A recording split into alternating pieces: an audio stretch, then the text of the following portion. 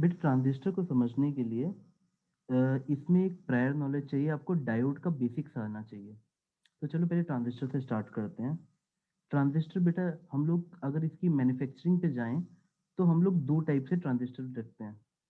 आपको मार्केट में जो बुक्स हैं उसमें ऐसा डायग्राम मिलेगा।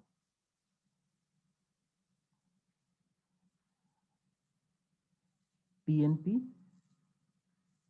और एनपीएन, ये ज्यादा यूज होता है तो जनरली हम इसी को पढ़ेंगे। अब देखो बेटा बात क्या रहती है, ऐसा बिल्कुल नहीं दिखता है।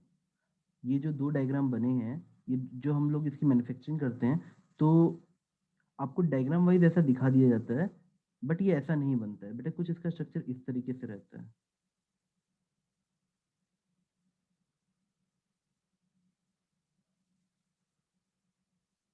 ये इसका रियल डायग्राम होता है। थोड़ा पेशेंस रखना बेटा, मैं चाहूंगा कि मैं सारी चीजें आज खत्म कर दूं ट्रांजिस्टर से रिलेटेड। तो सपोज ये एन है, ये पी है, ये एन है। तो स्ट्रक्चर कुछ इस तरह से है। अगर आप इस स्ट्रक्चर को समझना चाहो तो देखो, यहाँ पे इसको हम कलेक्टर कहते हैं, जिसका एरिया काफी बड़ा है। मतलब अगर अचानक से कोई फ्लो ऑफ इलेक्ट्रॉन आ रहा है तो ये एब्जॉर्ब कर ले। ये बेस होता है। ये इतना पतला होता है कि इस चीज के बीच में, जिसको हम एमीटर कहते हैं, और कलेक्टर के बीच में एक डोर की तरह काम करता है। आप ऐसे लिखना है, डोर की तरह। जब तक डोर नहीं खुलेगा रश ऑफ इलेक्ट्रॉन नहीं आएंगे। मतलब ये एक तरह से शीट की तरह काम करता है। अब देखो बेटा मैं ऐसे समझाता हूँ, पहले इसकी डोपिंग पे जाते हैं। बेटा एमिटर को एक तरह से सोर्स ऑफ इलेक्ट्रॉन्स बनना पड़ता है, फ्री इलेक्ट्रॉन्स जो मूव करेगा, तो इसकी डोपिंग हाई होती है।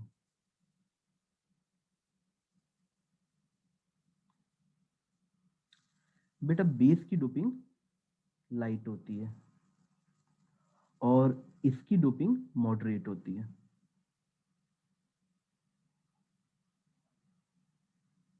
बेटा एरिया जैसा डायग्राम में बना है वैसे सोच लेना।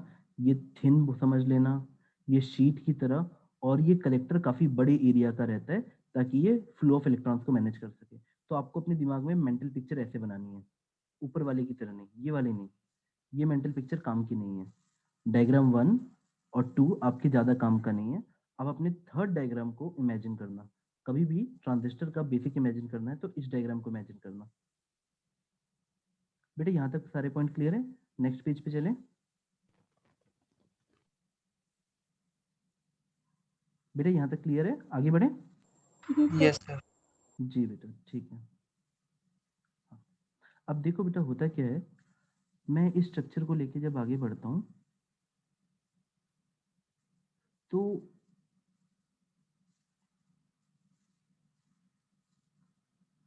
हम लोग कैसे भी सेटअप करें, लेकिन आपको ये समझ आना चाहिए कि 3 पॉइंट ऐसे हैं जहां मैं बैटरी कनेक्ट कर सकता हूँ। तो इसीलिए हम लोग ट्रांजिस्टर को 3 टर्मिनल डिवाइस कहते हैं।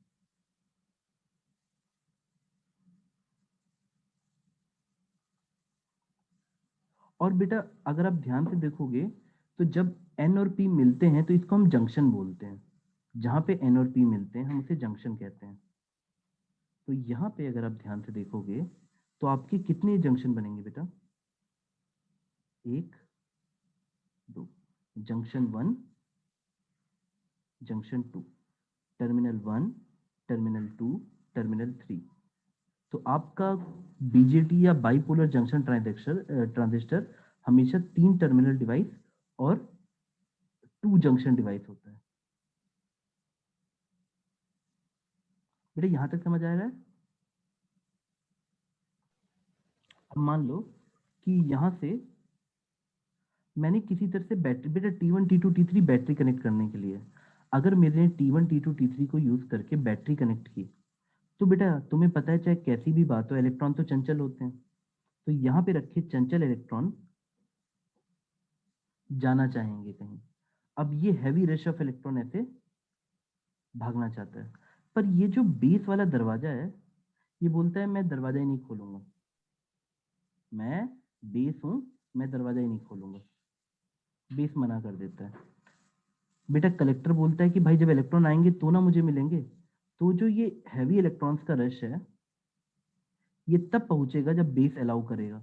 बेटा बेस तब अलाउ करेगा जब बेस करंट खुद बह रहा होगा, वरना वो शीट सबको ब्लॉक कर देगी। यानी कभी भी तुम कॉमन सेंस से सोचोगे तो सारा सोर्स यहीं पे है। देखो इलेक्ट्रॉन का ऐसे आना करंट का उल्टा जाना जैसे होगा, इलेक्ट्रॉन ऐसे तो करंट ऐसे। बट हमेशा तुम देखोगे कि टोटल करंट यहीं से निकलेगा, एमीटर से ही। तो ये इक्वेशन हमेशा यूनिवर्सल होगी। आपको अगर इलेक्ट्रॉन की भाषा में देखना है तो बेटा कुछ ऐसा डायग्राम दिखेगा कि सर ऐसे देखो, हैवी अमाउंट ऑफ इलेक्ट्रॉन्स आ रहे थे, इसमें से एक बहुत छोटा सा सेक्शन ऐसे जाएगा और बाकी बचा हुआ सेक्शन ऐसे आ जाएगा। इस वाले को हम आईसी कहते हैं, इस वाले को हम आईई कहते हैं और इस वाले को हम आईबी कहते हैं, सॉरी आईबी आई। ठीक है बेटा, और ये इलेक्ट्रॉन के हिसाब से बता रहा हूँ, तो तुम चाहे तो आईई ऐसे समझ लेना, आईसी ऐसे समझ लेना और आईबी ऐसे समझ लेना। तो ये एक्चुअल फ्लो ऑफ इलेक्ट्रॉन्स होता है। कभी भी ट्रांजिस्टर के अंदर ऐसा ही फ्लो ऑफ इलेक्ट्रॉन्स होता है। इस मेंटल इमेज को भी अपने दिमाग में रखना, क्योंकि जब हम आगे के केसेस करेंगे तो ये मेंटल इमेज तुम्हारे काम आएगी। बेटा यहाँ तक समझ लिया। और कमाल की बात ये है बेटा, यहाँ पे एक चीज तुम्हें अपने आप से बोलनी है, किसी तरह से अगर आईबी आईबी कम होता है तो बेटा अचानक से ये आईसी का दरवाजा भी खत्म हो जाता है, मतलब करंट ही जीरो हो जाएगा। तो आईबी का बढ़ना और घटना झटके से थोड़ा डेल्टा आईबी, बहुत सारे सोचो ना, दरवाजा हल्का सा खुलेगा, आईई फ्री इलेक्ट्रॉन लेके बैठा हुआ है, आईई फ्री इलेक्ट्रॉन लेके बैठा हुआ है बेटा, आईई फ्री इलेक्ट्रॉन लेके बैठा हुआ है। तो अचानक से अगर आपने आईबी अलाउ कर दिया, यानी गेट हल्का सा खोला, तो थोड़ा सा आईबी का चेंज ज्यादा आईई का चेंज या आईसी का चेंज ला सकता है, ज्यादा। ये थोड़ा सा स्मॉल और ये ज्यादा। इसको और अच्छी लैंग्वेज में बेटा हम बोल सकते हैं, बट थोड़ा थोड़ा हम आगे बढ़ते हैं और कुछ सर्किट तक चलते हैं। बेटा यहाँ तक थोड़ा बहुत समझ आया? Yes, sir. This is universal, always applicable. बेटा मन में कोई डाउट आ रहा है, थॉट्स हैं, तो आप मुझे चैट पे भी भेज सकते हो बेटा। अब होता क्या है कि मेरे को अपने ट्रांजिस्टर को एक सिंबल देना है, क्योंकि बार बार इतना बड़ा हम लोग क्रिकेट के बैट की तरह बना नहीं सकते हैं। तो इस तरह से सिंबल दिया जाता है।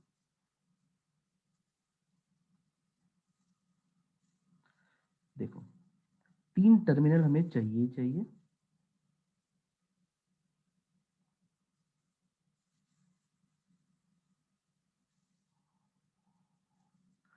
अब देखो बेटा, अगर तुम कभी भी कॉमन सेंस से देखो, अगर मान लो मैंने यहाँ इलेक्ट्रॉन ज्यादा रखे तो मैंने इसको एनपीएन टाइप का चुना था, तो एनपीएन में तुम देखोगे कि जिसको भी मान लो, सपोज मैंने इसको एमिटर कहा, तो तुम कॉमन सेंस से बताओ अपने डायग्राम के हिसाब से इलेक्ट्रॉन कहाँ जाएंगे बेटा? ऐसे कुछ जाएंगे, है ना? फ्री इलेक्ट्रॉन इसके अंदर इस तरफ जाएंगे और वही आईबी और आईसी का करंट बनने की वजह बनेंगे, तब हम आई को उल्टा कह देते हैं। तो जो भी एमिटर होगा उससे बाहर की तरफ तुम्हें करंट जाता दिखेगा, जो भी तुम्हारा एमिटर होगा। क्या बेटा ये डायग्राम बना? एन पी एन, जिस पे एरो होगा बेटा, वो एरो करंट का डायरेक्शन रिप्रेजेंट करता है, डायरेक्शन ऑफ करंट।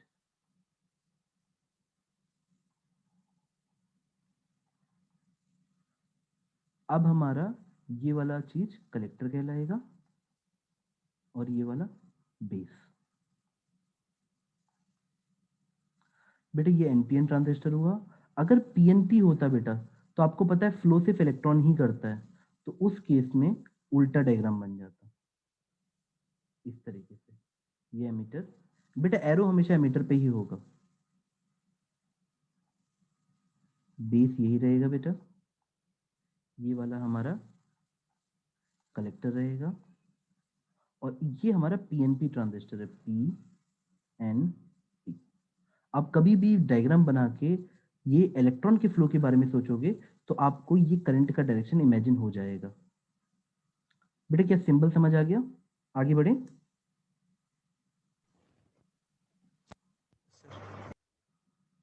ठीक है बेटा। अब इसके बाद मान लो सबसे पहले हम लोग बाइसिंग स्टार्ट करते हैं। देखो अगर मैं लेक्चर फ्लो के समझाऊं, हाँ बेटा मैं चैट देख रहा हूँ, एक सेकंड दो। हाँ, अगर हम लोग बाइसिंग समझ जाते हैं तो हमारा बड़ा काम हो जाता है। किसी भी सर्किट को, इलेक्ट्रॉनिक सर्किट को बायस करने का मतलब सिंपली इलेक्ट्रिक फील्ड या बैटरी देना होता है, इतना सिंपल रहता है बेटा। तो अगर हम इसको बैटरी दे के देखेंगे तो चलो हम लोग कितने तरीके से दे सकते हैं। हमारे पास 3 टर्मिनल डिवाइस है। और बेटा सिंस आपके ज़्यादा प्रैक्टिकल ये वाला यूज होता है एनपीएन, तो मैं बार बार एनपीएन ही लूंगा। पीएनपी और एनपीएन की थ्योरी लगभग सेम रहती है, जितना आपको जरूरत है उसके हिसाब से। बट आप एनपीएन वाला केस ही लेके पढ़ना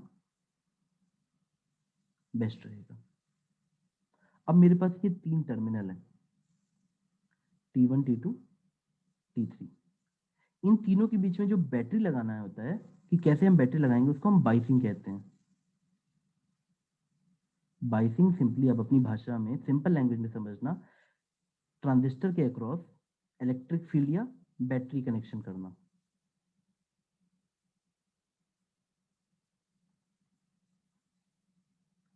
आप इसके लिए एक छोटा सा बच्चों वाला नियम याद रख लोगे, और वो नियम क्या होगा बेटा? जो एमीटर बेस जंक्शन होता है हमको हमेशा फॉरवर्ड बायस रखना होता है, और जो कलेक्टर बेस वाली, यानी सिंपली कलेक्टर को सोचना, कलेक्टर बेस वाला जंक्शन होता है, इसको आप थंब रूल की तरह याद कर लेना, इसको कमिट टू मेमोरी कर लो।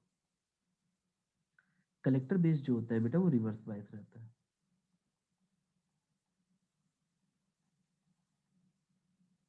ठीक है। अब देखो बेटा, आप एक काम करो, बैटरी कनेक्ट करते हैं, लेकिन बैटरी कनेक्ट करने के लिए मुझे देखो, जैसे एग्जांपल के लिए मुझे ऐसे कनेक्ट करना पड़ेगा या ऐसे कनेक्ट करना पड़ेगा, तो मुझे हमेशा एक टर्मिनल कॉमन मिलेगा। तो इसी की भाषा यूज करते हुए हम 3 तरह की बाइसिंग बोलते हैं, जैसे common emitter, common base, common collector. तो देखो एग्जांपल के लिए मैं 2 दिखा देता हूँ। जैसे ये हमने जो दिखाया, this is called common emitter, क्योंकि इसमें एक देखो 2 सर्किट बने। अगर आप ध्यान से देखो, मैंने वैसे डायग्राम बड़ा गंदा बनाया है, बट यू विल सी कि एक सर्किट ऐसे बना और एक सर्किट ऐसे बना। तो दोनों सर्किट के लिए, बेटा सर्किट होता है जो कंप्लीट हो जाता है, पूरा कंप्लीट सर्कल टाइप का। तो दोनों सर्किट के लिए ये कॉमन था, इसलिए ये कॉमन एमिटर बना। अगर कॉमन बेस बनाना होता बेटा, तो आप सुंदर सुंदर डायग्राम को बस ऐसे कर देते। अच्छा सुनो बेटा, बैटरी का कनेक्शन पे ध्यान देना, मैंने ध्यान से नहीं बनाया। अगर मान लो मैं भी एक चीज दिखा देता हूँ बेटा, मैं से करेक्ट कर देता हूँ। बेटा मान लो ये एमीटर है, ये बेस है, ये कलेक्टर है, और this will be called common base. तो बस आपको ये ख्याल रखना है बाइसिंग करते वक्त, जैसे मान लो बेस कलेक्टर है, तो कलेक्टर जैसे एनपीएन है बेटा, देखो एरो बाहर है मतलब एनपीएन है, यानी कलेक्टर भी एन होगा। तो अगर मुझे इसको कलेक्टर को रिवर्स बायस करना है, एन को रिवर्स बायस करना है बेटा, तो हम क्या लगाएंगे? कुछ इस तरह से कनेक्शन होगा। क्या आप मेरी बात समझ गए? बेटा एन को पॉजिटिव से कनेक्ट करेंगे। अब अगर मुझे इसको फॉरवर्ड बायस करना है एमीटर को, तब बेटा मैं कुछ इस तरह से स्ट्रक्चर बनाऊंगा। आप मतलब समझ गए ना बेटा? आप यहाँ पे Yes. तब अर्थिंग मत लगाना। ठीक है, क्या ये चीज क्लियर है बेटा आपको? मतलब मुझे किसी तरह से देखो, नेगेटिव को एन के साथ रखोगे तो फॉरवर्ड बायस हो जाएगा। तो this will be called common base. अब इस वाले को करेक्ट कर लेते हैं। इस वाले को करेक्ट करने के लिए मैं ऐसे डायग्राम बना देता हूँ। देखो बेटा, होता क्या है, हम लोग जब डायग्राम बनाते हैं तो मान लो ये एरो ऐसे है, तो ये एन है, तो मेरे को इसको इस तरह से स्ट्रक्चर भी दे दूंगा।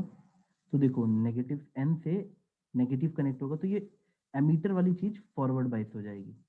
अब अगर ये कॉमन एमीटर है, तो अगला सर्किट बनेगा कलेक्टर और एमीटर के बीच में। कलेक्टर को हमेशा हम रिवर्स बायस रखते हैं, यानी एन को हम पॉजिटिव देंगे, यानी कुछ ऐसा। तो देखो बेटा, इस बात का ख्याल रख लेना, जैसे पिछले डायग्राम में, वैसे वो सही था बेटा। हाँ, बेटा क्या आपको समझ आ गया? This will be called common emitter. बस आपको ऑब्जर्व करने वाली क्या बात होती है कि जब बोलेंगे तो वो लोग बोल देंगे कि let us call this as a input circuit, input, and this as a output. बेटा यहां तक तुम्हें समझ आया? जी सर। हाँ ठीक है बेटा, थोड़ा इसको थोड़ा सा और अच्छे से समझाता हूँ मैं कॉमन एमिटर वाले पे फोकस करता हूँ। आप इस डायग्राम को धीरे धीरे अपने दिमाग में डालना, स्पेशली कॉमन एमिटर वाला बेटा डायग्राम। दिस कॉमन एमिटर हमारे काफी काम का है, ये कॉमन एमिटर। तो आओ फिर से एक डायग्राम बनाता हूँ और मैं कुछ टर्म रखता हूँ जिसके थ्रू मैं तुम्हें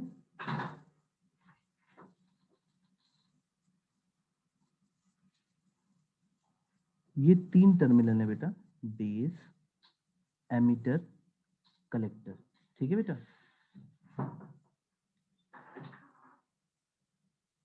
बेटा मुझे बस तुम्हारा कॉन्फिडेंस चाहिए कि तुम धीरे धीरे कॉन्फिडेंस गेन करो।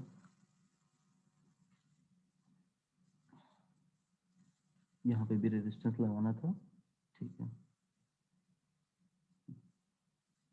अब मैंने कॉमन एमिटर सर्किट ले लिया, इसको मैंने आरसी बोला, इसको मैंने आरबी बोल दिया। इसको आप चाहो तो जैसे बुक्स में जो सिंबल दिया हो आप उस सिंबल के हिसाब से इसको नाम रख लो।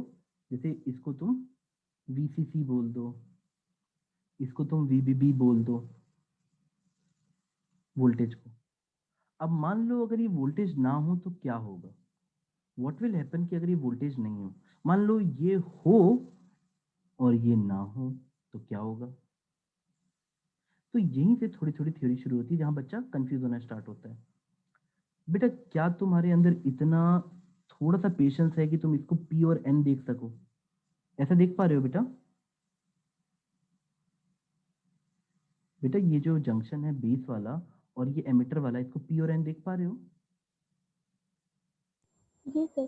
तो जैसे मैं अगले पेज पे बताता हूँ फिर मैं मिटा दूंगा। अगर कोई डायोड डायोड डायोड किसी डायोड को अगर आप एक वोल्टेज दे रहे हो V A minus V B, अगर तुमको याद हो तो जब हम V A minus V B के लिए वोल्टेज देना शुरू करते थे तो कुछ ऐसा थ्रेशोल्ड वोल्टेज के बाद करंट आना स्टार्ट होता था। आपको ये डायग्राम याद है बेटा? Characteristics, I V characteristics of normal diode, voltage across यानी V A minus V B. बेटा बात समझ पा रहे हो? तो ये एक वोल्टेज जो लगभग सिलिकॉन के लिए 0.7 वोल्ट आता था अगर आपको याद हो तो अगर मैंने ये वाला वोल्टेज, मतलब ये इसका नाम रख देता हूँ बी ई, इस वोल्टेज को मैं बोलता हूँ वीबीई। अगर तुमने वीबीई को 0.7 से बड़ा नहीं किया, क्योंकि बेटा ये भी तो एक पीएन डायोड की तरह ही है, ट्रांजिस्टर में 2 जंक्शन बनते हैं, तो मैं इस जंक्शन को ऑब्जर्व करने को बोल रहा हूँ, पी और एन वाले को। अगर ये फॉरवर्ड वोल्टेज 0.7 वोल्ट से ज्यादा नहीं हुआ तो बेटा मेरा करंट बहना स्टार्ट ही नहीं होगा। कुल मिला के अगर वीबीई 0.7 वोल्ट से ज्यादा नहीं हुआ, और वो तब होगा जब वीबीबी पीछे से पुश मारेगा, क्योंकि अभी हम थोड़ी देर में इसकी सर्किट इक्वेशन लिखेंगे। मतलब अगर ये वोल्टेज ज्यादा नहीं होगा तो ये वीबीई ज्यादा नहीं होगा, वीबीई ज्यादा नहीं होगा 0.7 से, तो डायोड की सिंपल सी भाषा में तुम कहीं यहाँ होगे, करंट नहीं बहेगा, there will be no diode current, और there will be no diode current then there will be no base current. क्यों? जब इसके अक्रॉस सर्किट कंप्लीट ही नहीं हुआ तो आईबी की वैल्यू 0 हो जाएगी उस इंस्टेंट पे। मैं फिर समझाता हूँ, मैंने अगर बेस वोल्टेज ये जो वीबीबी है इसको बढ़ाया नहीं तो वीबीबी नहीं बढ़ेगा, तो वीबीई नहीं बढ़ेगा, वीबीई नहीं बढ़ेगा तो ये सिर्फ डायोड है, पी और एन के बीच में बनने वाला डायोड टाइप का है, तो वीबीई नहीं बढ़ेगा बेटा।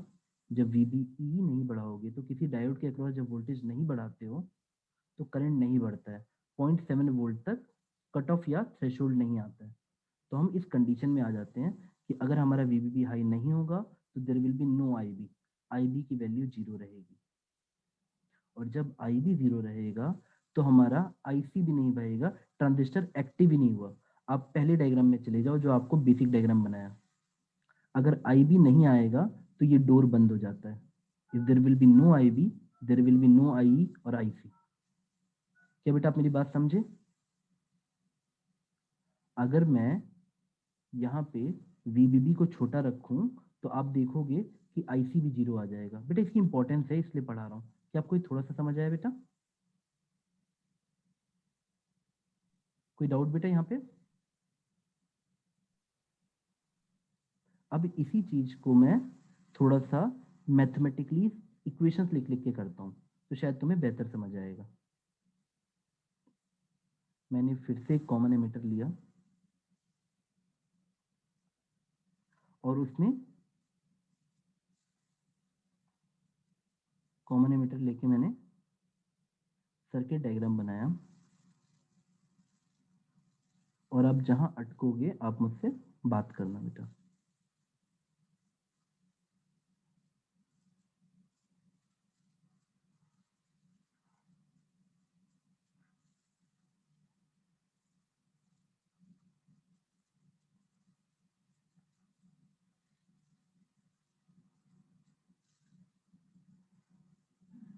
बेटा एक चीज बच्चों को थोड़ा सा और कंफ्यूज करती है और एनसीईआरटी में डायग्राम इतना गंदा बनाया है कि बच्चे का अगर दिमाग चल भी रहा हो तो डायग्राम देख के कंफ्यूज हो जाएगा। 90% जब तक वो कहा ना है किसी भी सर्किट में वो आउटपुट बेटा जनरली इस पॉइंट के अबाउट लेता है। तो कई बार बोलेगा कि आउटपुट मिल रहा है नहीं मिल रहा है, बच्चा कंफ्यूज है क्या बोल रहा है। This voltage is called output voltage. और देखो अब ये वाला जो सर्किट होता है इसको इनपुट कहते हैं, इनपुट को, और इसको आउटपुट। तो चलो हम आउटपुट सर्किट की बात कर रहा हूँ बेटा। आउटपुट हम इसको बोलते हैं यहाँ से यहाँ। अगर मैंने यहाँ पे अर्थिंग कनेक्ट कर दी तो वी आउटपुट तुम्हें बड़ा ऐसा दिख रहा होगा, VCE की तरह। देख लो बेटा आराम से, नहीं समझ आए तो मुझे बताना। देखो तुम ध्यान से देखो, इस पॉइंट P और Q के बीच में सेम वोल्टेज VCE होगा। तो अब तुम्हारे सामने दो सर्किट हैं, दोनों सर्किट को बिल्कुल ठंडे दिमाग से देखो। एक जगह अगर मैं इक्वेशन लिखूंगा किरचॉफ वोल्टेज लॉ से तो you will get VBB minus, अगर यहाँ पे बेस करंट IB है, VBB माइनस IBRB, ये रेजिस्टेंस अगर मैं RB बोलूँ माइनस IBRB, और ये VBE वोल्टेज बोलूँ तो माइनस VBE इक्वल टू 0। ये हमारा किरचॉफ वोल्टेज लॉ की इक्वेशन है फर्स्ट लूप में। अगर यही चीज तुम सेकेंड लूप में जाते हो बेटा, यही चीज तुम सेकेंड लूप में जाते हो तो आपको मिलेगा बेटा VCC माइनस, बेटा देखो इस करंट को हम IC कहते हैं, ये RC है, तो minus ICRC minus VCE equal to 0, क्योंकि हम बाद में 0 पे पहुंच जाते हैं बेटा। देखो यहाँ 0 पे पहुंच गए। तो ये दो इक्वेशन है जो पूरा मैथमेटिक्स गवर्न करेंगे बेटा। आई होप आपको ये इक्वेशन, बेटा ये KVL वाइज ये इक्वेशन समझ आ गई आप लोग को? सबको सबको पूछ रहा हूँ बेटा, सबको समझ आई? जी Yes, sir. sir. Yes, sir. ठीक है ठीक है Yes, sir. ठीक है बेटा। बस एक छोटा सा ये भी रहता है, शायद आप लोग को कॉमन सेंस से भी वो चीज़ दिख जाएगी। बेटा देखो अगर हम लोग VCE लिखते हैं तो वोल्टेज ना, जो वोल्टेज डिफरेंस होता है वो पाथ का फंक्शन नहीं होता। तो कई बार VCE तुम्हें VCB प्लस VBE दिख जाएगा, तो ये अलग से चाहो तो लिख लेना। मुझे अगर C से E आना हो तो मैं ऐसे सोचूंगा, मैं पहले C से B गया फिर B से E गया। क्या आप ये बात समझ गए बेटा? चलो अब सर्किट को देखते देखते कुछ सोचते हैं कि क्या वो बोलते हैं, कि मतलब कभी ये बोलते हैं कि ये स्विच की तरह काम करता है, कभी ये बोलते हैं कि भी वो डायोड की तरह, सॉरी एम्पलीफायर की तरफ काम करता है। क्या है ये भाषा, कौन सी है ये? तो चलो आओ समझते हैं बेटा। सबसे पहले तुमको कुछ कैरेक्टर समझा देता हूँ, उसके बाद हम लोग इस पे अटैक करेंगे। बेटा क्या ये तुमने मैथमेटिकली ये सर्किट नोट कर लिया? ये डायग्राम की प्रैक्टिस ज्यादा करना। ये हो गया ना? नेक्स्ट पेज पे चलो। जी सर। Yes, हाँ, sir. तो नेक्स्ट पेज पे मैं तुमको थोड़ा सा बेसिक डायग्राम समझाता हूँ जो हम लोगों ने बनाया था ये वाला। इसके कैरेक्टरिस्टिक की वजह से कि होता क्या है बेटा, आई ई भरपूर मात्रा में होता है अगर अलाउड हुआ, आई भी बड़ी छोटी मात्रा में होता है, और आई सी भी अच्छी मात्रा में होता है। तो हम लोगों को इन तीनों में एक फैक्टर डिफाइन करने पड़ते हैं। बेटा आप लोग को याद है फैक्टर कौन कौन से हैं? आपको अल्फा बीटा याद है? बीटा याद है बेटा?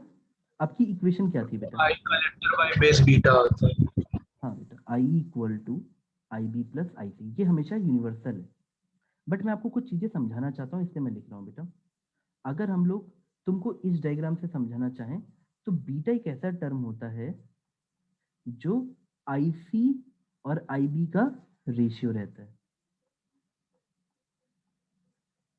तो अगर तुमको ये बात यहाँ पता लगती है आई सी बाई आई बी का, तो बेटा आप यहाँ इसको अच्छे से लिख लो, beta equal to I C by I B.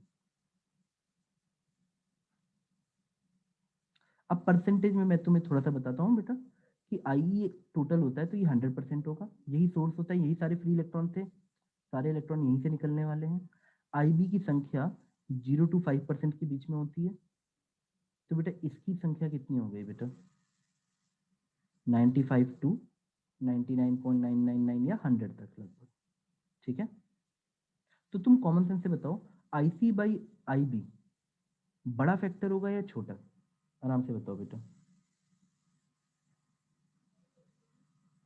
बताओ बेटा। बड़ा बड़ा होगा, कितना बड़ा जाएगा बेटा? ये लगभग, अगर आप इसको देखोगे तो ये रेशियो बेटा कई बार 250 से 450 या 200 से, मतलब एक बड़ा फैक्टर आता है। बस आप इसको ऐसे याद रखना कि सर ये बहुत छोटा भी होता है कई बार और ये बड़ा हो जाता है, तो इन दोनों का रेशियो बड़ा हो सकता है।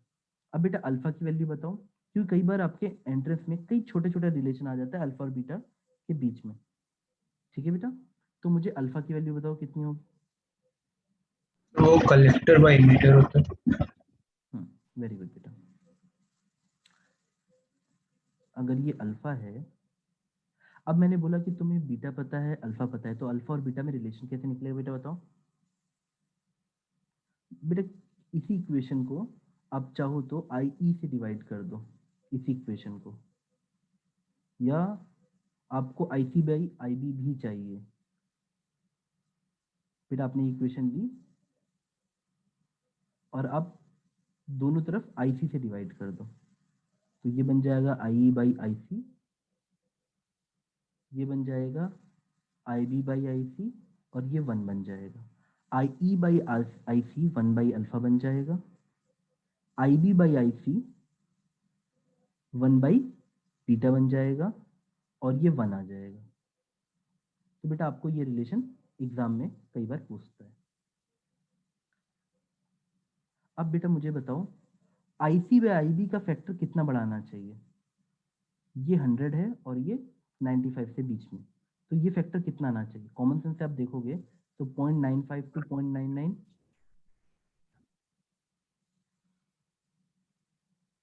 याद रहेगा बेटा आपको अल्फा? आपका जब आंसर आना चाहिए तो इसी रेंज में आना चाहिए। ये नोट कर लिया बेटा? अच्छा, इससे आप लोगों ने क्या देखा कि सर टेक्निकली आप ये कहना चाहते हैं कि आई बी बहुत छोटा तो होता है, लेकिन अगर आई बी नहीं होगा तो आई ई नहीं आएगा पिक्चर में। अब ये बात जान लो बेटा, गेट कीपर यही है, आई बी ही है। अगर आई बी 0 कर दिए तो there will be no flow of electron, और यही प्रॉपर्टी मैं यहाँ बताना चाह रहा था कि अगर बेस वोल्टेज ज़्यादा नहीं है तो वीबीई ज़्यादा नहीं होगा। तो इस डायग्राम से जब तुम इसको पीएन डायोड की तरह देखते हो, तो जब ये वाला पीएन डायोड के अक्रॉस वोल्टेज ज़्यादा नहीं होगा, इसको वीबीई की तरह समझो, जब ये ज़्यादा नहीं होगा 0.7 से, तो आपका कोई करंट नहीं बहेगा। चलो बेटा मैं मान के चलता हूँ कि तुम्हें थोड़ा थोड़ा समझ आ रहा है। बेटा ये फैक्टर नोट कर लिया? जी सर।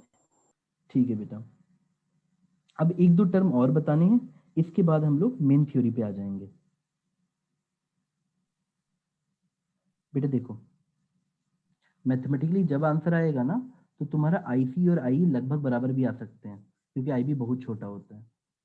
तो अच्छे एग्जाम्स में ये पूरी एक्यूरेटली निकलवाओगे तो दूरी आएगी, इन दोनों में दूरी आएगी, लेकिन अप्रोक्सीमेटली ऑर्डर वाइज ये सब सब बराबर हो सकते हैं, आईसी और आई, बस आई भी अलग होगा। तो चलो वापस आते हैं इस सर्किट में और कुछ टर्म डिफाइन करते हैं। बेटा अगर मैंने इसको इनपुट साइड बोला है और इसको आउटपुट साइड बोला है इस सर्किट को, तो कैरेक्टरिस्टिक्स का मतलब क्या होता है?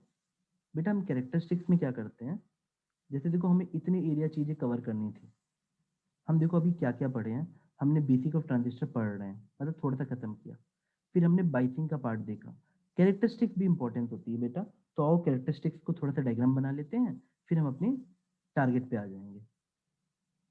बट हमें यही सर्किट यूज करना है, कॉमन एमिटर वाला।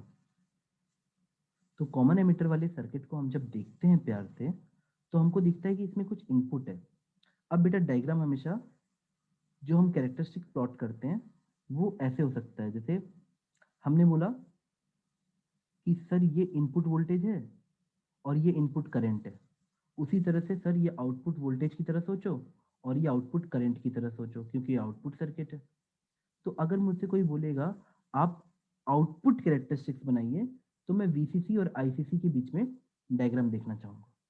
अगर मुझसे कोई बोलेगा आप सर इनपुट कैरेक्टरिस्टिक्स बनाइए, तो मैं वीवीबी और आईबी के बीच में डायग्राम देखना चाहूंगा। तो यानी हमारे कैरेक्टरिस्टिक तीन टाइप से जाएंगे। पहला आउटपुट, इसमें मैं आउटपुट के पैरामीटर्स को कनेक्ट करूंगा। दूसरा इनपुट वाला, और तीसरा होता है ट्रांसफर। ट्रांसफर बेटा आपके कोर्स में शायद ज़्यादा नहीं होगा। ट्रांसफर का मतलब क्या होता है बेटा, मान लो मैंने वोल्टेज इसका लिया, वीबीबी लिया और आईसी का डायग्राम बना रहा हूँ, मतलब एक पैरामीटर को यहाँ से लेंगे और एक पैरामीटर को यहाँ से, तो this is called transfer characteristic. बेटा आपको क्लासिफिकेशन समझ आई?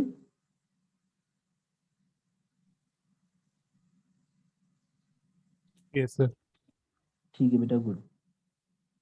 तो आओ हम बच्चों वाली चीज़ से स्टार्ट करते हैं। सबसे पहले हम इससे स्टार्ट करते हैं, इनपुट वाले से। जब मैं इनपुट वाले को देख रहा हूं तो let me draw a diagram. मेरे लिए इनपुट करंट क्या था बेटा, आईबी की तरह सोचो, और आईबी छोटा था तो याद रखना बुक्स में ये माइक्रो एम्पियर टाइप का दिखेगा। और हमारे लिए आउटपुट वोल्टेज क्या था, मतलब सॉरी इनपुट वोल्टेज क्या था बेटा, जो हमने ऐसा सोचो जो बेस के अक्रॉस दिया, एमीटर बेस समझ लो, यहाँ पे इसको सोच लो।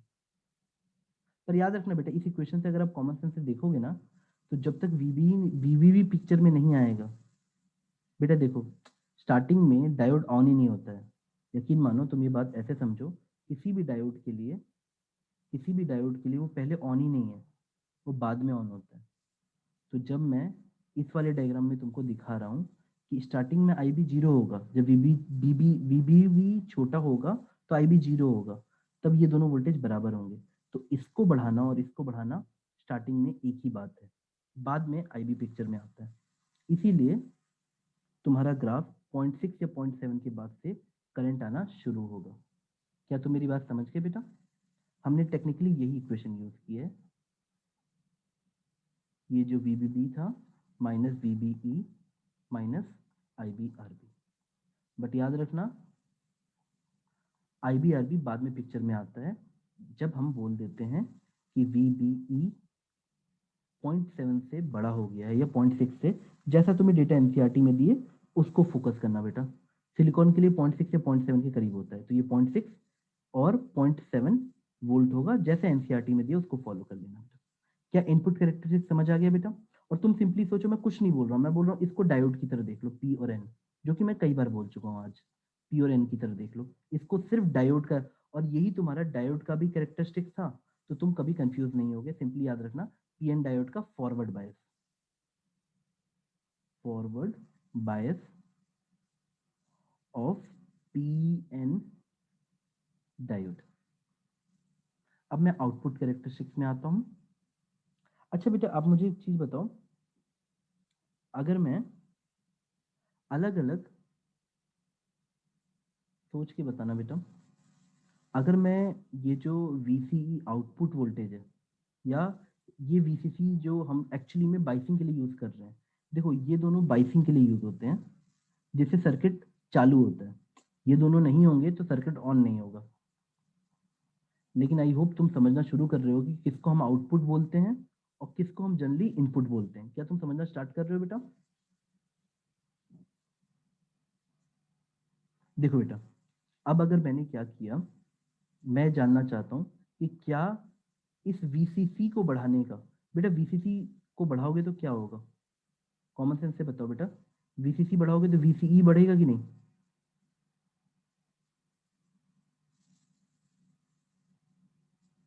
तो क्या वीसीई को बढ़ाने का, जैसे मैं आपसे पूछना चाहता हूँ कि वीसीई बढ़ाओगे तो क्या इफेक्ट आएगा? सपोज मैं वीसीई को इंक्रीज करता हूँ तो इस ग्राफ पे क्या इफेक्ट आता है? हो रहा है ये इनपुट और इनपुट पैरामीटर्स के बीच में ही है, बट आउटपुट का पैरामीटर चेंज करोगे तो क्या इन दोनों ग्राफ चेंज होगा कि नहीं? बेटा आपको बात समझ आना शुरू हुई मैं क्या बोल रहा हूँ? अगर मैं आउटपुट का एक पैरामीटर चेंज करूं तो क्या ये इनपुट को भी पुश करेगा? बेटा मैं सिंपल सी बात बोलता हूँ, क्या मेरे वीसीसी बढ़ाने से क्या मेरा आईबी करंट बढ़ेगा या घटेगा? क्या होगा इसके साथ में?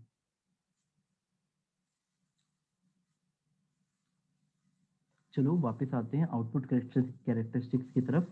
अगर हम आउटपुट कैरेक्टरिस्टिक्स को देखते हैं बेटा, तो आउटपुट करंट हमारा कितना लेना है बेटा हमें?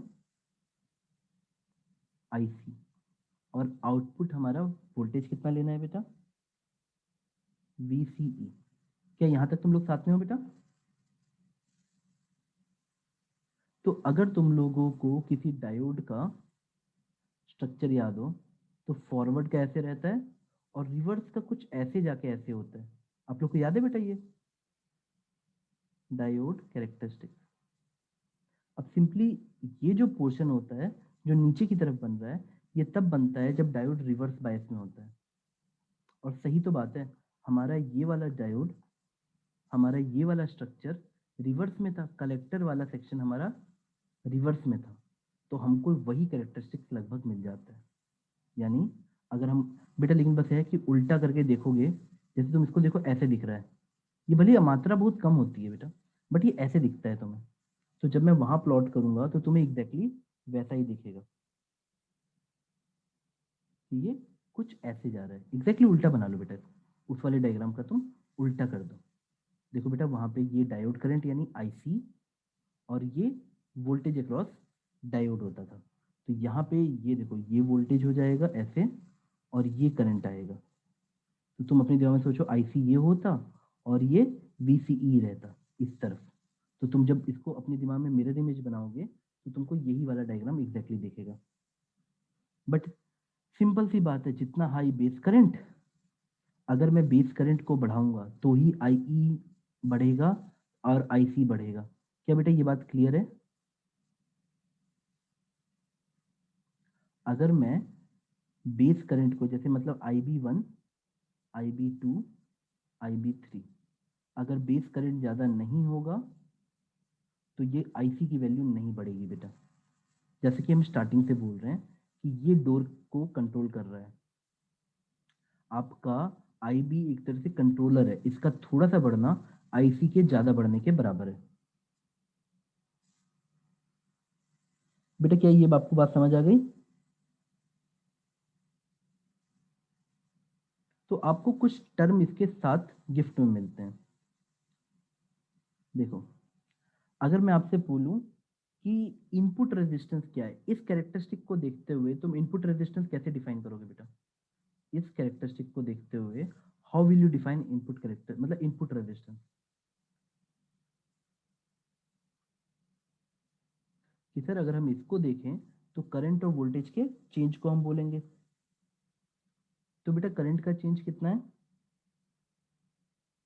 यानी वोल्टेज का चेंज ऊपर रखते हैं delta VBE upon delta IB। तो ये इनपुट रेजिस्टेंस कहलाएगा डायनामिक वाला। क्या बेटा आपको ये बात समझ आई?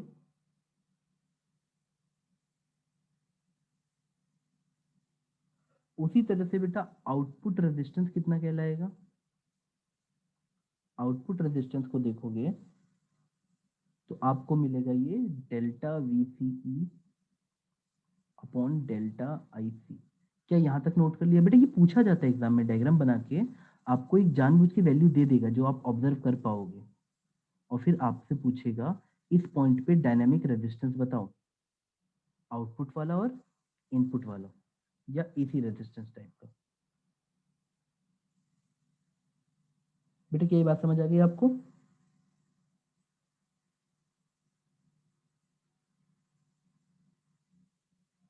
आई होप बेटा। बेटा ये इंपॉर्टेंट है, इससे क्वेश्चन बनता है। ये भले ही आपको छोटा सा दिख रहा हो, बट ये ऑब्वियस लाइन है। अगर आप कॉमन सेंस से ये सब बात सीख जाओगे कि आउटपुट वोल्टेज किसको कहते हैं, आउटपुट करंट किसको कहते हैं, इनपुट वोल्टेज किसको कहते हैं, इनपुट करंट किसको कहते हैं, तो अगर आपसे वो आउटपुट रेजिस्टेंस और इनपुट रेजिस्टेंस पूछेगा तो आप डायग्राम में ग्राफ देख के आंसर दे दोगे। चलो बेटा हम आगे बढ़ते हैं। देखो बेटा, अगर हम आगे बढ़ें तो हमको एक फैक्टर और डिफाइन करना होता है। देखो, अगर सर्किट एक्टिव है तब बस थोड़ा सा अंतर समझ लेना। अगर मैं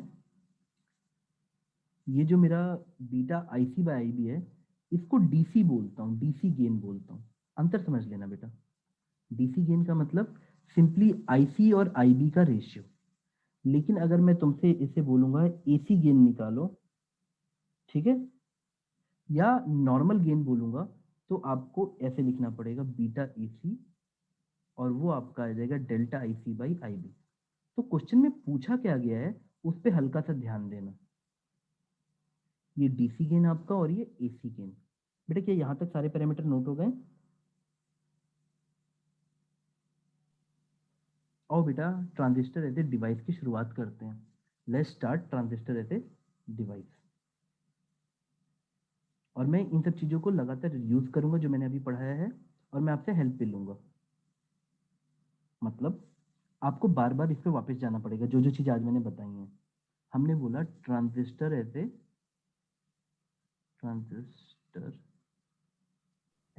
डिवाइस। बेटा डिवाइस का सिंपली मतलब होता है जब हम किसी चीज को कोई यूज में लाते हैं, एप्लीकेशन की तरफ ले जाते हैं।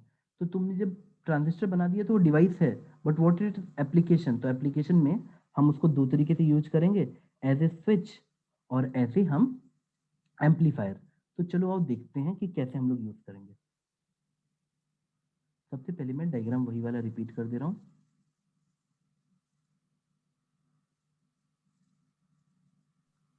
ये बेटा RB रहा, ये VBB रहा, ये आपका ट्रांजिस्टर बना, एमीटर,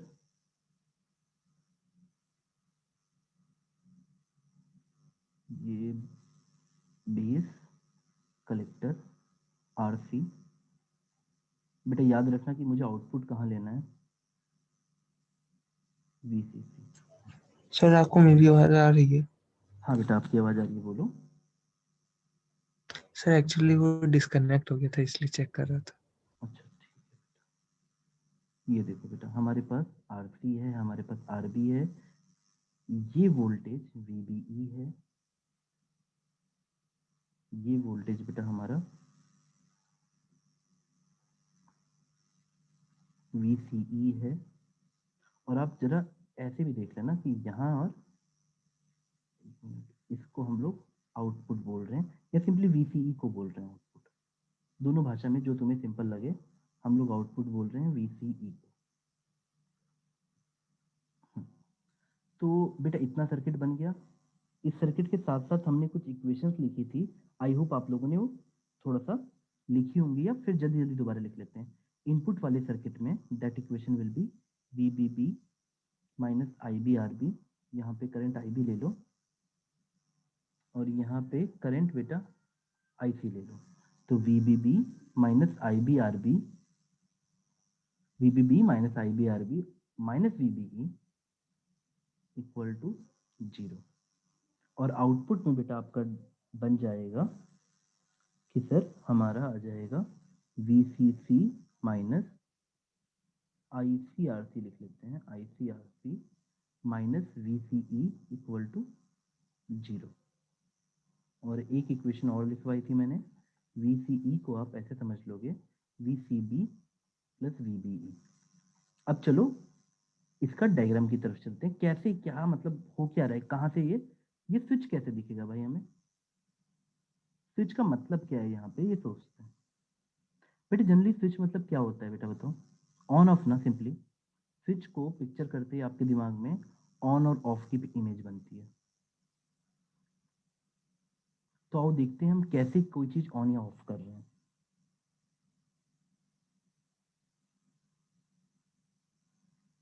बेटा यहाँ तक तुम लोग को सब क्लियर है ना, कोई भी पॉइंट पे डाउट है तो बोलो, यस सर। क्योंकि इसी के बाद से जंप करना है थ्योरी पे।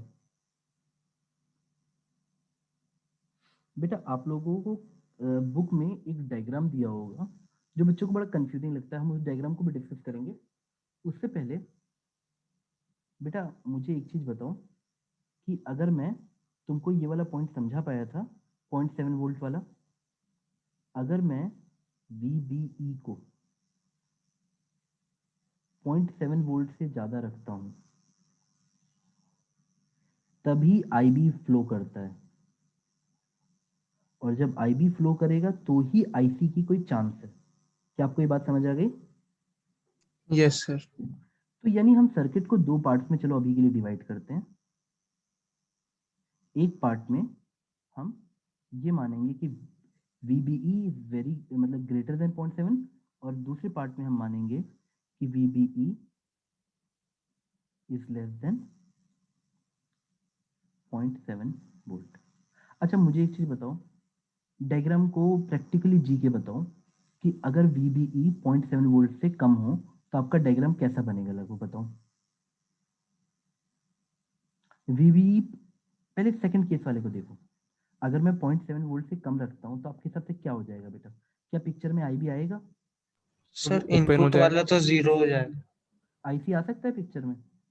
No sir. बहुत सही, तो इसको जरा लिख लो, इन दो क्लासिफिकेशन को लिखा। अब मुझे बताओ, अगर मैं इस सर्किट को देखूंगा, ये देखो इक्वेशन तो अच्छी है बेटा, अब इस इक्वेशन को मैं जब ध्यान से देखता हूँ तो तुम मुझे बताओ, अगर मैं वोल्टेज को VBE को छोटा रखा हूँ तो वो किसके बराबर आ जाएगा, VBB के बराबर आ जाएगा, क्योंकि IB जीरो है। देख लो बेटा, ये चीज समझ आ रही है? जी सर। अच्छा, और मुझे बताओ अभी सेकंड वाले केस को सोचना, केस नंबर 2 में अगर मेरा VBE 0.7 वोल्ट से कम है और IB नहीं है और IC भी जीरो है, तो तुम्हारी VCE की इक्वेशन क्या हो जाएगी, सेम एज VCC।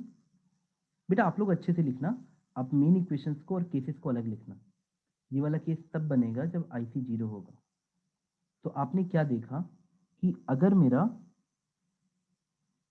मेरा इनपुट वोल्टेज VBE इनपुट सोचो, इनपुट गरीब है तो आउटपुट अमीर है कि गरीब है, ये बताओ, बच्चों की तरह बताओ बेटा। सर गरीब। अरे पागल, output VCE as big as VCC। VCE की तमन्ना कितनी है, कितना बड़ा बन सकता है VCE, VCC जितना ना, तो बन यस गया। सर। अरे बेटा भावनाओं को समझो वरना मजा नहीं आएगा। तुमने दिया ये वाली चीज छोटी सी, IB तो बहने लायक बना ही नहीं, IB बहा ही नहीं, IB बिल्कुल नहीं था, IC नहीं था, तो तुम बताओ इस सर्किट में ये VCC वोल्टेज एग्जैक्टली इसके अक्रॉस आ जाएगा ना, अरे चाहे तो मैथमेटिकली यस लिख सर। लो ना। यानी मतलब अगर मैं इसी चीज को ऐसे बोलूं कि मैं इनपुट वोल्टेज और आउटपुट वोल्टेज में ग्राफ बनाना चाहता हूँ, तो कुछ ऐसा एक डायग्राम दिखता है। देखना बेटा, देखना बिल्कुल आराम से देखना, आप अपने दिमाग में आउटपुट वोल्टेज की जगह वो बनाना बेटा VCE, ताकि आपको समझ आए, ठीक है बेटा। और यहाँ इनपुट वोल्टेज, कोई डाउट बेटा? तो स्टार्टिंग में नो बताओ, सर। जब इनपुट वोल्टेज छोटा था, VBE छोटा था, तो आपका आउटपुट कैसा रहा, कांस्टेंट रहा कि नहीं, 0.7 वोल्ट तक, 0 से 0.7, आप इसको 0 टू 0.7 वोल्ट लेके जा रहे हो, तब तक IB पिक्चर में आया ही नहीं, IB पिक्चर में नहीं आया, IC जीरो है, VC इक्वल टू VCC। तो कुछ कैसा ग्राफ दिखेगा कि सर जो आउटपुट है वो लगभग कितना रहेगा बेटा, VCC, दिखा बेटा? मैं यस देखने सर। देती हूँ, कुछ ऐसा रहा। अब 0.7 सर आता है, हाँ बेटा बोलिए। सर यहाँ पे मतलब VI जो है वो 0.7 से तो और ज्यादा बड़ा होना चाहिए ना, क्योंकि मतलब बीच में रेजिस्टेंस भी है। अरे नहीं पगली सुनो ना रे, अभी IB बहने तो दो, IB जब अंडा है तो VBB और यस VCC सब बराबर है कि नहीं? तुम टेक यस सर मुझे बताओ आराम से, जब IB पिक्चर में नहीं है तो इस इक्वेशन के हिसाब से तो दोनों तो बराबर हो गए ना बेटा? तुम ऐसा सोचो, चलेगा? यस हाँ, अब बताओ। तो इस जोन को हम लोग कुछ नाम रखते हैं, उस नाम को हम इज्जत से बोलेंगे कि सर ये तो हमारा कट ऑफ था, मतलब ट्रांजिस्टर एक्टिव ही नहीं था, कट ऑफ जोन। बट अगर मैं स्विच के कैरेक्टरिस्टिक के हिसाब से बोलूं तो आपको आउटपुट ऑन मिला कि नहीं? आउटपुट ऑन मिला कि नहीं? कट ऑफ में हमें ऑन मिला, देख लो बेटा, हमारा आउटपुट की वैल्यू फुल आई, VCC। क्या आपको बात समझ आ गई? हाँ सर।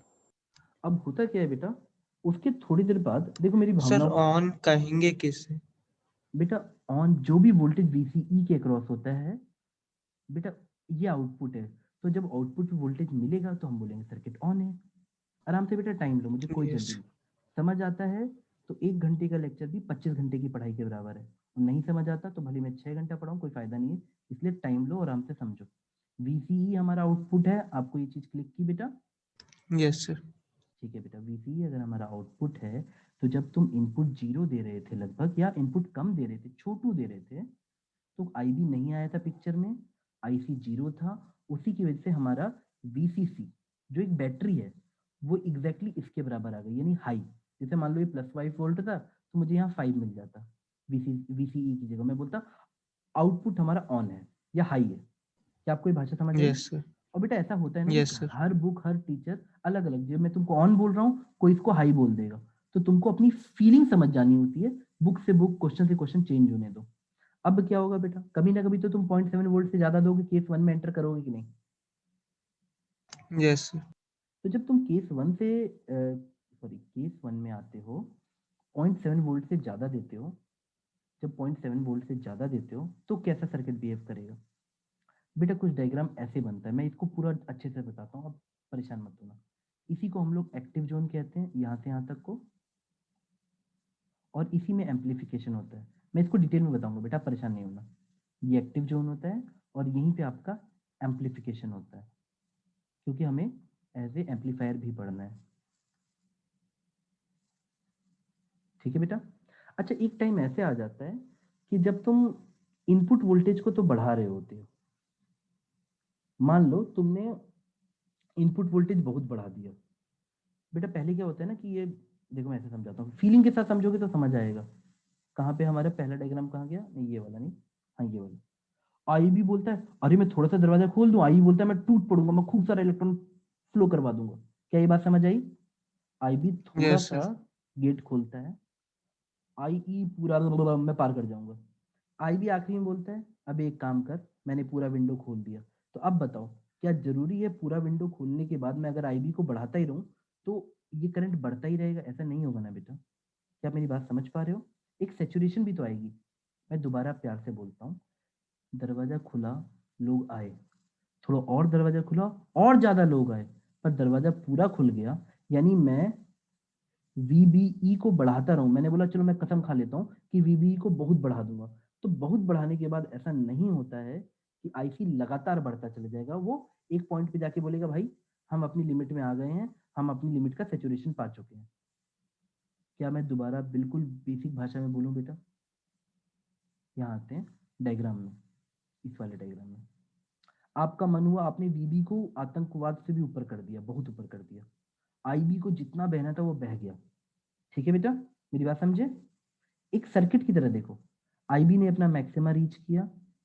ऐसा नहीं है कि IB अगर लगातार बढ़ेगा तो IC भी लगातार बढ़ता रहेगा। IC एक पॉइंट पे जाके, बेटा खुद सोचो ना, IC अगर लगातार बढ़ता तो सर्किट ही नेगेटिव हो जाता। VCC से बड़ा कुछ नहीं हो सकता ना एक सर्किट में, बैटरी से बड़ा थोड़ी ना कुछ होगा, समझे? तो IC एक जगह पे सेचुरेट कर जाता है। अब वो सेचुरेट करेगा तो VC लोएस्ट होगा ना बेटा? क्या आप मेरी बात समझ पा रहे यस हो? सर अगर तुम VC को अलग से लिखोगे तो तुम्हें कैसा दिख रहा है बताओ? VCC माइनस ICRC, ICRC, अच्छे से लिखना, मतलब मैं इसीलिए एक और डायग्राम बनाना चाह रहा था इसी सर्किट का, ताकि आप कंफ्यूज ना हो। मैंने बोला VCE को देखो तो VCE simply VCC minus ICRC, ये तो बैटरी है तो कांस्टेंट है। अब अगर मैं IB को बढ़ाऊंगा, अगर मैं बेस वोल्ट ये इनपुट बढ़ाता हूँ तो मेरा IB बढ़ता है बेटा, ये बात समझ जाना। अगर मेरे VBE बढ़ेगा तो मेरा IB बढ़ेगा। बड़ा मजा आता है, IB बढ़ता है IC बढ़ता है। हम बोलते हैं देखो मैग्निफिकेशन हो गया, IB थोड़ा बड़ा IC बहुत बड़ा, मैग्निफिकेशन हो गया, हम ताली बजाते हैं कि एम्पलीफिकेशन हो रहा है। बट एक पॉइंट ऐसा आता है कि हम IC को मतलब IB को अब बढ़ाओगे तो IC बोलेगा भाई मैं इससे ज्यादा नहीं बढ़ सकता, और उस पॉइंट पे हम बोलते हैं ऐसा सोचो ये सैचुरेट कर गया, जितना निकल सकता है एमिटर की जो कैपेसिटी थी उसने सारे इलेक्ट्रॉन दे दिए, तो उसके बाद वो और इलेक्ट्रॉन नहीं दे सकता है, तो IC क्या बोलते हैं बेटा, सैचुरेट हो जाता है। क्या ये बात आपको थोड़ी सी क्लिक की? तो उस समय यस तुम्हें सर। पता है इसकी वैल्यू लोएस्ट आएगी क्योंकि IC अपना हाईएस्ट दे रहा है, तो VCE की वैल्यू लोएस्ट हो जाती है। इसके बाद समझ लो कि वो गिरना स्टार्ट होता है इस पॉइंट के बाद में, ऐसे कभी जीरो नहीं होगा, बस सैचुरेट कर गया कि तुम इनपुट वोल्टेज तो बढ़ा रहे हो, VI का बढ़ना यानी VBE का बढ़ना IB को तो बढ़ाता है, पर एक टाइम पे IC लगभग सैचुरेट हो जाता है कि भाई मैं इससे ज़्यादा नहीं बढ़ूंगा, ये सैचुरेशन में चले जाता है। बोलते हैं मेरी जो कैपेसिटी थी मैं सब बढ़ गया, इससे ज़्यादा मैं बढ़ नहीं सकता, ये हाईएस्ट हो गया। और इक्वेशन पे आके देखोगे VCC माइनस ICRC, तो VCE हमारा बेटा जो हमारा आउटपुट है वो कहाँ टच कर जाएगा बताओ, जीरो को टच करेगा कि नहीं, क्योंकि ये तो मैक्सिमम है। VCC माइनस ICRC, इसकी मिनिमम वैल्यू क्या हो सकती है, जीरो ना। IC को हम इससे ज्यादा क्या बढ़ाएंगे, और वही हमें यहाँ दिखती है। इस जोन को हम लोग क्या कहते हैं बेटा, सैचुरेशन। अब मैं मतलब समझाता हूँ, जब भी तुम स्विच की भाषा बोलोगे तो हम क्या करते हैं, मैंने क्या किया, मैंने बोला भाई VBE छोटा है, VB बिल्कुल करीब है, तो VBE जब करीब था तो तुमने देखा कि जब हमारा इनपुट करंट ही नहीं बन रहा तो हमारा आउटपुट करंट भी नहीं बनता, ये कनेक्टेड होते हैं, IB IC हमेशा कनेक्टेड है। IB अंडा है, IC अंडा है, IC अंडा हो गया, तो आउटपुट में जब पहुंचे तुमने VCE को देखा तो VCC के बराबर हो गया। अब स्विच में तो दो पार्ट होते हैं, एक ऑन एक ऑफ, तो तुमने पहले देखा कि VBE जब छोटा था तो हमारा आउटपुट ऑन था, अब मैंने VBE को बड़ा कर दिया, जैसे ही मैंने VBE को हाईएस्ट किया अब मेरा VCE कितना आ रहा है बेटा, जीरो आ रहा है। देखो ना बेटा इनपुट वोल्टेज VBE बढ़ा, बेटा ग्राफ तो देख पाते हो ना, इस जोन में हमें क्या मिल रहा है, हमारा आउटपुट लो है या ऑफ है, तो इसी को तो हम लोग स्विच कहते हैं। तो स्विच के मोड क्या होते हैं, cut off and saturation. Cut off मतलब जिसमें ट्रांजिस्टर एक्टिव ही नहीं था, और सैचुरेशन में उससे ज्यादा वो इनटेक नहीं ले सकता, आपने वोल्टेज बहुत ही बढ़ा दिया है इनपुट का, ठीक है। और बीच वाले जोन को यस हम सर। यूज करते हैं एक्टिव जोन में। तो बेटा क्या आपको बात समझ आ गई, तो इसको कैसे यस बता, सर। 0.7 वोल्ट, और इसको कैसे बोलोगे कि सर जब VBE बड़ा हो जाता है, ठीक है। चलो, तो आई होप आप एक बात समझ गए कि स्विच में हम कट ऑफ और सेचुरेशन को यूज करते हैं, कट ऑफ और सेचुरेशन को हम लोग यूज करते हैं। कट ऑफ में हमारा आउटपुट वोल्टेज हाई होता है और सैचुरेशन में हमारा आउटपुट वोल्टेज लो होता है, जिसको हम स्विच बोलते हैं, एक बार ऑन एक बार ऑफ। क्लियर है बेटा, this is called transistor at a switch, ऐसे स्विच। और बीच वाले जोन को हम एक बार दोबारा पढ़ लेते हैं बेटा, चलें बेटा स्टार्ट करें, जिसको हम एम्पलीफायर जी बोलते हैं, सर। ठीक है। आई होप बेटा आप बस ये डायग्राम थोड़ा सा बार बार बनाते रहना, इस डायग्राम की प्रैक्टिस से आपको फायदा जरूर होगा बेटा।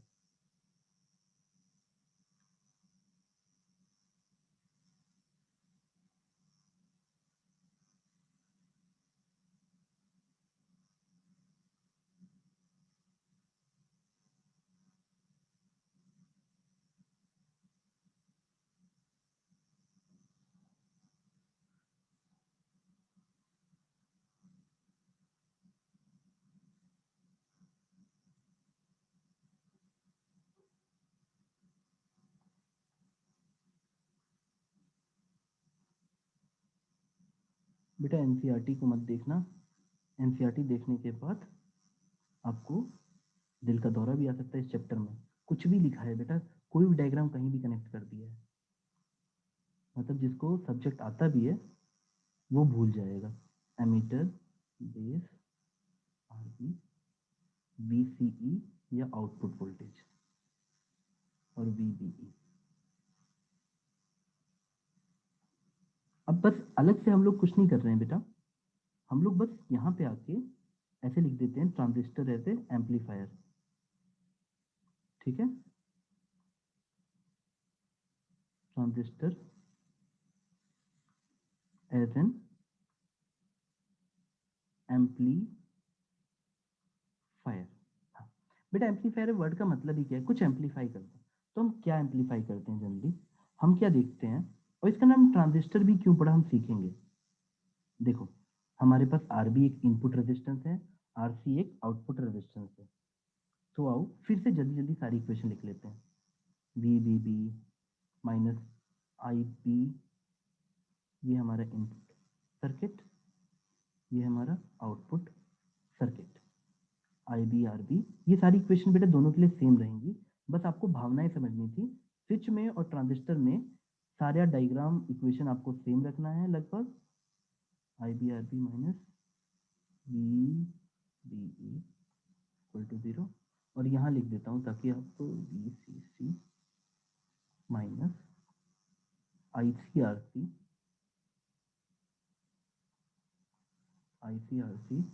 Minus V C E equal to 0। अब एम्पलीफिकेशन मुझे किसी चीज़ का चाहिए, हो सकता है मैं एम्पलीफिकेशन ऐसे देख रहा हूँ कि मेरा थोड़ा सा बेस वोल्टेज सॉरी ये वोल्टेज बढ़ाने से करंट आई बी बढ़ा, तो आई सी कितना बढ़ेगा, change in current, collector current कितना होगा, इस रेशियो को हो सकता है मैं एम्पलीफिकेशन बोल रहा हूँ। तो एम्पलीफिकेशन कितने तरीके से हो सकते हैं, अगर मैं करंट एम्पलीफिकेशन लिखूंगा तो मैं ऐसे डिफाइन करता हूँ, change in output current upon change in input current.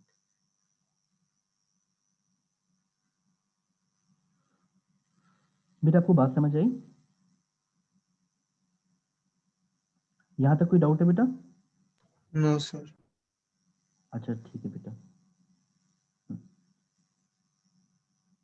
तो आपको बुक्स में या कहीं पे भी जब आप ये इक्वेशन देखते हो तो आपको इस इक्वेशन का एक मतलब ऐसे भी दिखता होगा ना आज के बाद, कि वीसी की जगह आउटपुट वोल्टेज बोलना है, तो आपको ऐसे दिखने लगेगा V output voltage equal to V C C minus I C R C. क्या ये बात आपको समझ आ रही है? Yes sir. तो बच्चों मुझे एक बात बताओ, आपको ये बात समझ आई कि नहीं, कि अगर आई सी बढ़ेगा तो आउटपुट वोल्टेज घटेगा। आराम से देखो, देख लो, सोचो, कोई जल्दी नहीं है।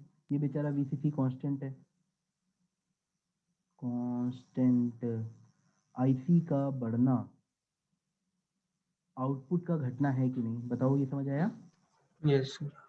तो कभी भी तुमको अगर बोल रहा है कि चेंज इन आईसी ऐसे बन रहा है, तो उस जगह पे जब तुम आउटपुट को देखोगे ना तो उसका कैरेक्टर एग्जैक्टली उल्टा बनेगा।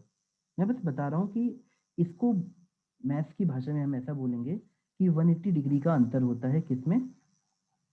अगर एसी सिग्नल की बात करता, मैं एसी वाई डायग्राम बनाता, तो जब आईसी बढ़ेगा तो तुम्हें मिलता कि वी आउटपुट घटता, जब ये प्लस तो ये माइनस, एंड वाइस वर्सा। क्या आपको ये बात यहाँ से क्लिक कर गई बेटा, डायग्राम देख के, मैथ्स की इक्वेशन देख के समझ आया? वीसीसी कांस्टेंट है, तो अगर आईसी बढ़ेगा तो आउटपुट घटेगा। क्या ये 180 डिग्री वाली बात समझ आ गई बेटा? सर एक और बार समझा सकते हैं? हाँ मतलब वो ठीक है, पलटा क्यों? अरे बता रहा हूँ बेटा बना। अच्छा ये बताओ, मान लो ये 10 है, अब तुम आईसी को बढ़ाओगे तो आउटपुट 10 से मतलब कम होगा ना बेटा, कि बढ़ेगा? Yes sir. हाँ, तो मैं बस उसी की बात कर रहा हूँ। अब तुमको ये चाहो तो मैं सिंपल लैंग्वेज फॉर्म में समझा दूँ, तुम बोलोगे तो इसमें चेंज निकाल के मैं दिखा दूँ। तुम डेल्टा वी निकालोगे ना तो डेल्टा वी सी की, अच्छा एक चीज़ बताओ, डिफरेंशिएशन जानते हो ना बेटा? ये यस रखा है सर। मैंने बोला डेल्टा चेंज इन आउटपुट।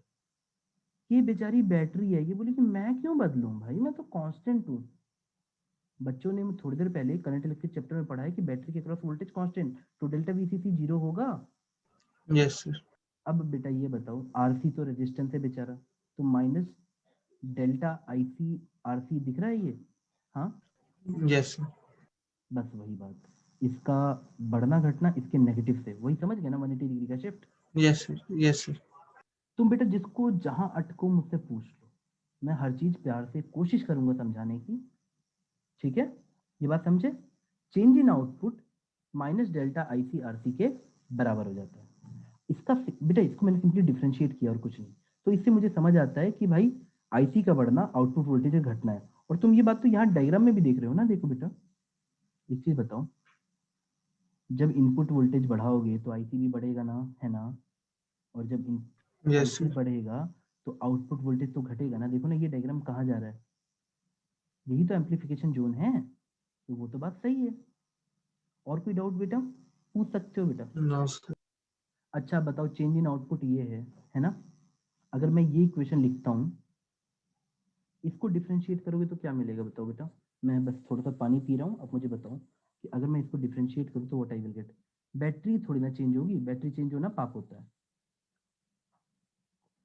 तो वीबीबी का चेंज 0 हो जाएगा, तो मुझे मिलेगा yes sir. Delta VBE change in input equal to sir plus आराम आई से। B I. हाँ हाँ हाँ। तो अगर मैं तुमसे output voltage change upon input change voltage change बोलूं तो कितना मिलेगा ये बताओ। वोल्टेज मैग्निफिकेशन कितना मिल रहा है। Sir I B R B by I C R C. अरे पगले मैग्निफिकेशन पूछ रहा हूँ ना। अच्छा यस सर, मतलब आई सी आर सी डिवाइडेड हाँ, बाय आई बी आर। तो वोल्टेज गेन मिल जाता है मुझे चेंज इन आउटपुट वोल्टेज। तो मैं डायरेक्टली लिख देता हूँ कि बेटा मुझे यहाँ पे I C R C upon I B R B मिल जाता है मैग्नीट्यूड वाइज।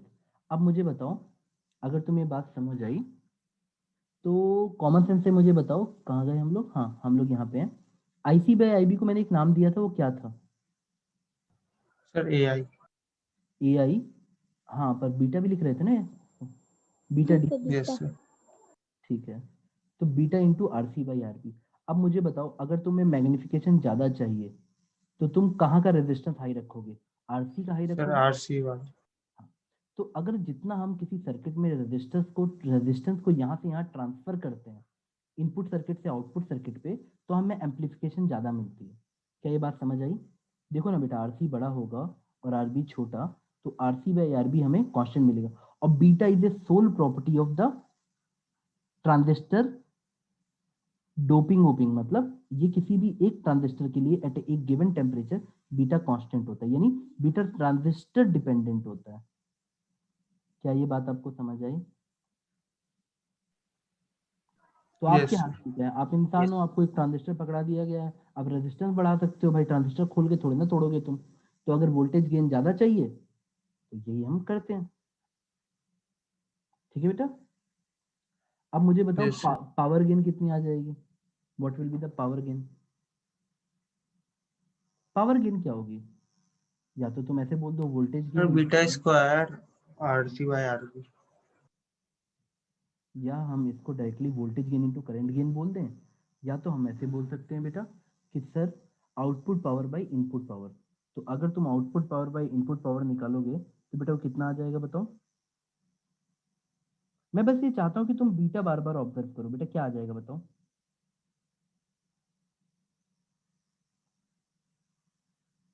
मैं अगर इसमें आउटपुट पावर लिखना चाहूँ तो बेटा मैं आई स्क्वायर आर लिख दूंगा, delta I C square I square R upon इसका इनपुट का आई स्क्वायर आर। जब तुम लिखोगे तो यहाँ पे तुम्हें क्या मिलेगा, या सिंपली ए वी और ए आई जो निकाला है ना उसको मल्टीप्लाई कर दो बेटा। जब तुम करोगे तो तुमको दिखेगा कि डेल्टा आई, देखो बेटा सिर्फ R C by R B एक नंबर है, ये I C by I B square हो जाएगा। क्या देख पा रहे हो बेटा। Yes sir. तो आपका ये टर्म कितना आ गया, sir beta square R C by R B. Beta square R C by R B. कुल मिला के हर बार R C by R B factor है ना। Yes sir. ठीक है बेटा, तो अगर मैं तुमसे बोलूं आपका वोल्टेज गेन इस सर्किट के लिए नेगेटिव आता है, आपको ये बात समझ आई। आप इस डायग्राम से ये समझ लेना कि अगर मैं इनपुट वोल्टेज बढ़ाऊंगा तो मेरा आउटपुट वोल्टेज घटता है।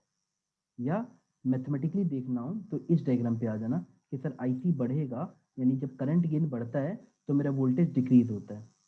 ठीक है बेटा, क्या आप ये बात समझ गए। आप ये बात अच्छे से याद रखना कि सर जो हमारा वोल्टेज गेन आएगा वो नेगेटिव आएगा। ये बेटा इंपॉर्टेंट है, बार बार रिपीट होता है इसलिए मैं ऐसा बोल रहा हूँ। Voltage gain will be negative, that shows कि if I will increase the input voltage my VBE will increase, my current base current will increase and my IC will increase, क्योंकि ट्रांजिस्टर में सब कपल्ड हो जाता है। IB बढ़ेगा, IC बढ़ेगा, लेकिन IC का बढ़ना कुल मिला के मेरा VCE को घटा देता है, यानी आउटपुट वोल्टेज को घटा देता है। ठीक है बेटा, और इसी को आप बीटा RC बाई RB लिखते हो। ठीक है बेटा, यहां तक समझ आया? तो चलो एक क्वेश्चन करते हैं हम लोग एम्पलीफिकेशन पे, इन सब पे एक छोटा सा क्वेश्चन करते हैं बेटा। ठीक है, स्टार्ट करें? Yes sir. बेटा आप लोग के दिमाग में से एब्जॉर्ब हो पा रहा है ना थोड़ा थोड़ा? लेट अस से आप लोगों ने वही नॉर्मल डायग्राम बना लिया। बेटा आपके मन में कोई डाउट आ रहा है, पूछ सकते हो बेटा। मैं बस एक या दो न्यूमेरिकल करूंगा जहां तक आपको। बेटा होता क्या है ना, थोड़ा सा ना एग्जामिनर क्या करता है ना, बच्चों के से कॉन्सेप्ट के साथ खेलता है, वो थोड़ा डायग्राम चेंज कर देगा। अब बच्चे को समझ ही नहीं आ रहा है क्या करना है। देखो मैंने तुमको एक ऐसा वोल्टेज बना दिया, ऐसा यहाँ लिख दिया कि ये +5 वोल्ट है, और तुमको एक कॉमन एमिटर ऐसे दे दिया।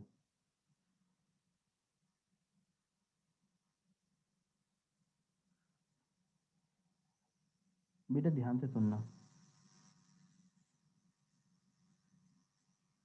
ये कलेक्टर, ये एमीटर, ये बेस, एनपीएन, ये बेटा एरो बाहर है मतलब एनपीएन है, और यहाँ पे अर्थिंग दिखा दिया, और यहाँ पे उसने बेटा एक आरबी लगा दिया, और यहाँ पे आरसी। बेटा ये डायग्राम दिख रहा है? जी सर। अब तुम मुझे बताओ, कलेक्टर को तुमने क्या दिया? प्लस दिया है। कलेक्टर तो एन होता है ना, एनपीएन है, तो एन को पॉजिटिव देना, यानी कलेक्टर अभी भी रिवर्स बायस है। ये डायग्राम और तुम्हारा बना हुआ ओरिजिनल डायग्राम में कोई अंतर नहीं है, सब सेम है। बस वही चीज है, मैं इसको तोड़ के यहाँ लगा दूं और इसको तोड़ के ऐसे लगा दूं, तब तुम्हें सेम दिख जाएगा। क्या मेरी बात समझे? तो मुझे इस क्वेश्चन के हिसाब से बताओ, आउटपुट वोल्टेज कहाँ लोगे तुम? अरे यार थोड़ा सा बड़ा बनाता हूँ, या समझ जाओगे? बताओ, ये मेरा आउटपुट वोल्टेज है, क्या तुम्हें समझ आया?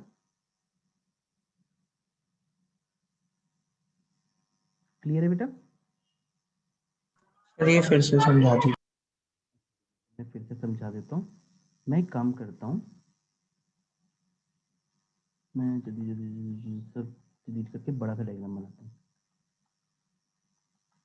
मैं सिर्फ ट्रांजिस्टर से स्टार्ट करूंगा, I will take a transistor, और मैं उससे शुरुआत करूंगा कि मैं आपको, एग्जामिनर सिर्फ आपके साथ क्या करता है, उसे पता है कि बच्चे ने रट्टा मारा है ये वाला सेक्शन। ये देखो ये ट्रांजिस्टर है, मैं अगर कॉमन एमिटर बनाता तो क्या करता, यहाँ पे एक इस तरह से डायग्राम बना देता। देखो, देख पा रहे हो बेटा? बेस को ऐसा सोचो, बेस को मुझे एक हाई वोल्टेज देना है +5 टाइप का, और मुझे कलेक्टर को भी +5 देना है, तो मैं दो बैटरी क्यों लूँ? Why I would take 2 battery? Voltage difference तो हमेशा सेम ही रहता है मतलब, तो मैं क्यों ना इन दोनों को एक कॉमन बैटरी दे दूँ। मैं जो मेरा कलेक्टर है और जो मेरा एमीटर है और ये बेस है, RB RC, मैं इधर लाके एक ऐसे बैटरी देता था और इधर लाके एक ऐसे बैटरी देता था। क्या आपको ये बात समझ आई? Yes sir. अब मैं बस ये नहीं चाहता कि मैं यहाँ ये बैटरी अलग दूं, ये बैटरी अलग दूं, मैं इसकी जगह एक कॉमन बैटरी ले लेता हूँ। तो आपको जब एनसीईआरटी या बोर्ड में क्वेश्चन आएंगे तो वही सर्किट होगा, पर एंट्रेंस में वो लोग कई बार कॉन्सेप्ट चेक करना चाहते हैं, तो वो क्या करते हैं, ऐसे ऐसे बोल देते हैं बच्चों को, ये मैंने +5 वोल्ट से कनेक्ट कर दिया और ये मैंने अर्थिंग कर दी। ये सर्किट और जो तुम्हारा पीछे बना वाला ये सर्किट में कोई अंतर नहीं है, बस मैंने VCC और VBB को एक ही कर दिया है, सेम बेट। तो अब इस यस सर्किट सर। में भी सब कुछ आंख बंद करके लगाओ जो तुम्हें पता है, IB IC और एमिटर करंट है तो IE।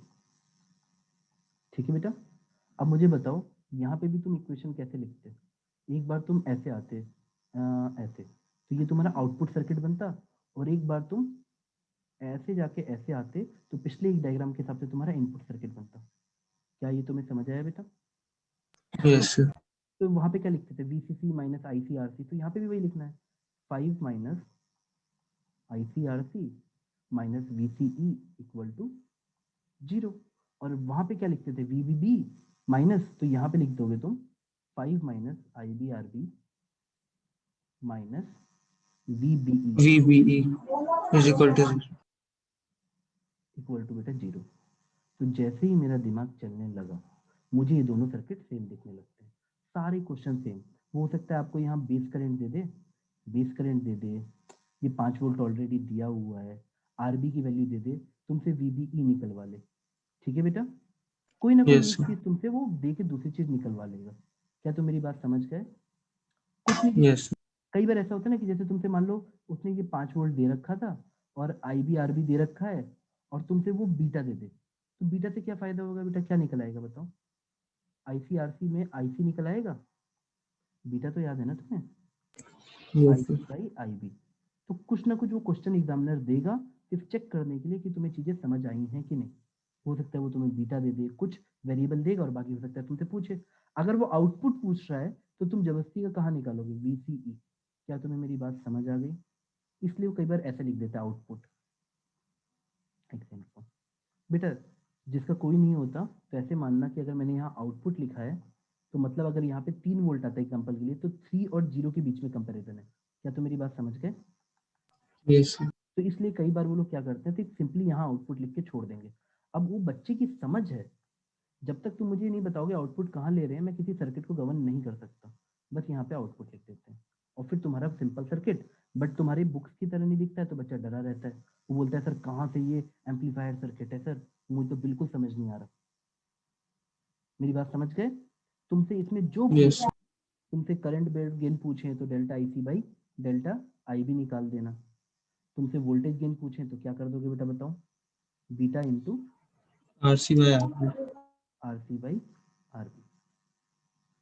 और करंट गेन याद रखना वही होता है। और अगर पावर गेन, बेटा समझ गए ना तुम, तो कुल मिला के Yes, तुम्हारा डायग्राम एम्पलीफायर का ऐसा हो जाएगा,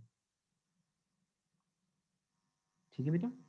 अच्छा, इसी सर्किट में अगर मैं तुमको थोड़ा सा यहाँ लेके चलता हूँ और तुमको ऐसा डायग्राम बनाता हूँ,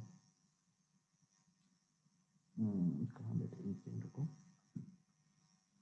ये मैंने ऐसे बना दिया।